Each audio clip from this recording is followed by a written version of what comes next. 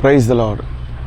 இன்றைக்கு கர்த்தருடைய வார்த்தை ஏசாயா எழுதின தீர்க்கதரிசன புஸ்தகம் 62ஆம் அதிகாரம் 2வது வசனத்தை வாசிக்கலாம்.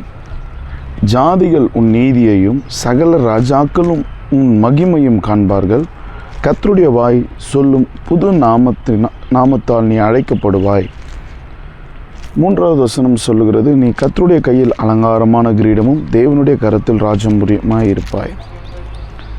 எனக்கு அன்பானவர்களே, கர்த்தருடைய வார்த்தை வண்ணமாய் சொல்லுகிறது, சகல ராஜாக்களின் மகிமையை காண்பார்கள்.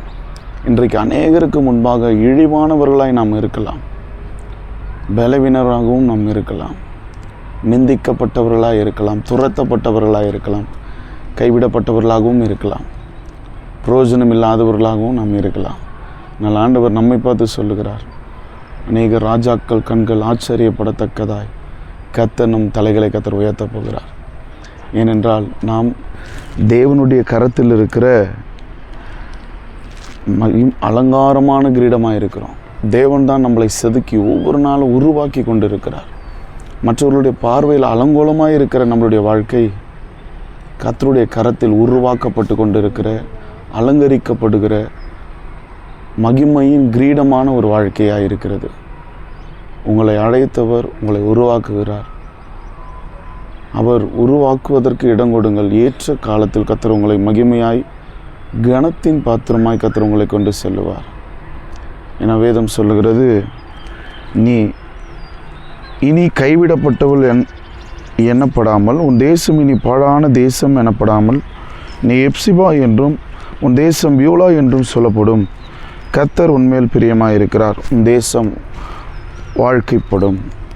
இன்றைக்கி கர்த்தர் நம்ம மேலே பிரியமாக இருக்கிறதுனால தான் ஆண்டவர் இந்த வார்த்தையை சொல்கிறார். நமக்கு என்ன சொல்கிறாருன்னா, நீ நிச்சயமாக நல்லா இருப்ப, உன் எதிர்கால வாழ்க்கை ஆசீர்வாதமாக இருக்கும்.